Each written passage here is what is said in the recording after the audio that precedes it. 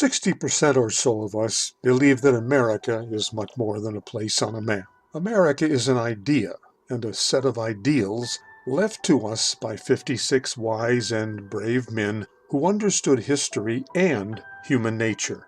They incorporated in the charter documents they left us the unique concept that our rights come from God.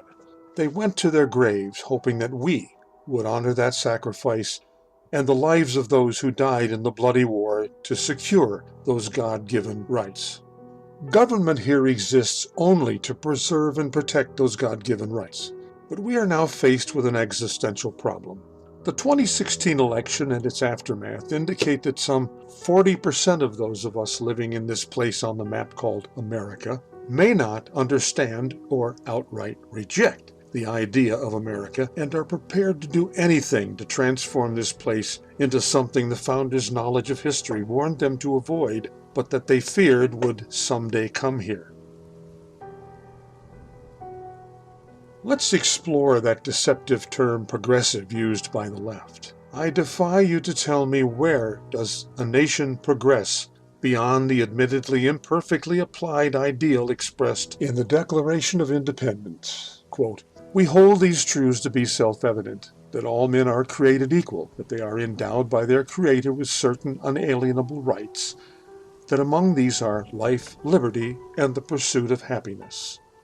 Do we tear this nation to shreds only to exchange it for some Stalinist, socialist workers' paradise where the only commodity in abundance has always been poverty, misery, and early death? The next image on this screen is a flyer distributed by the Antifa fanatics. I'll try to give you time to read it, but if you're watching this on a machine that does not have a pause button, go back and read it more carefully. Would that mine enemy had written a book.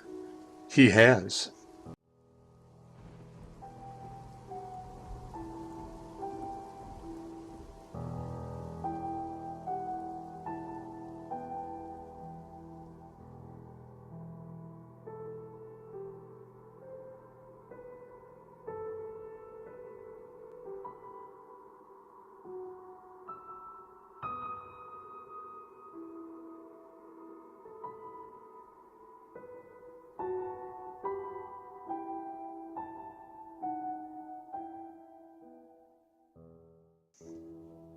Those Antifa flyers and all those tiki torches the alt-right stooges carried in Charlottesville, Virginia, were probably paid for by little Jorge Schwartz, aka George Soros.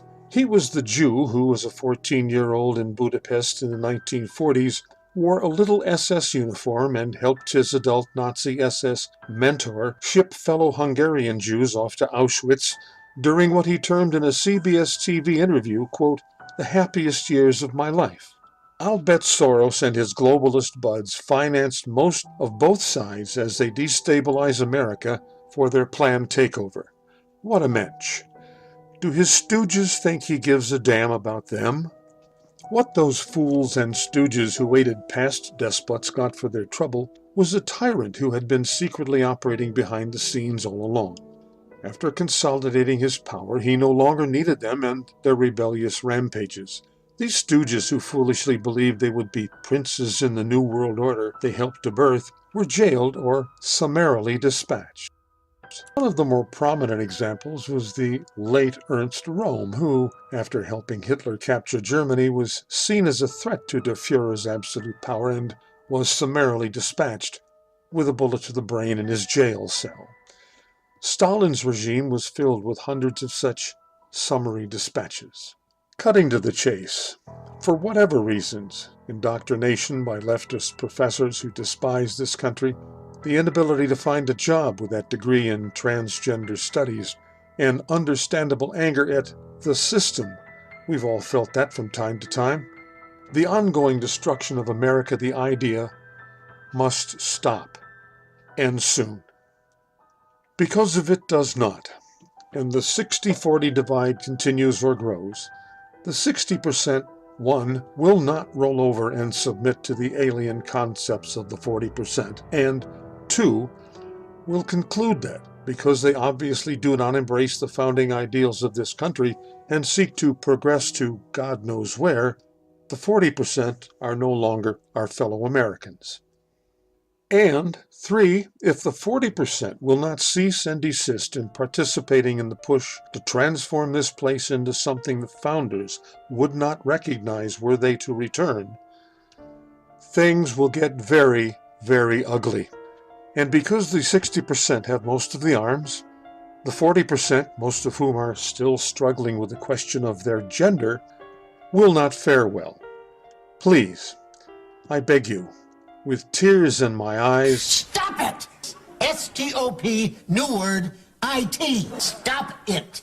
Look, people, we do have some man-caused problems with the near-perfect system the founders left us. Do we really need all these new ones? Let's just... Stop it! S-T-O-P, new word, I-T. Stop it!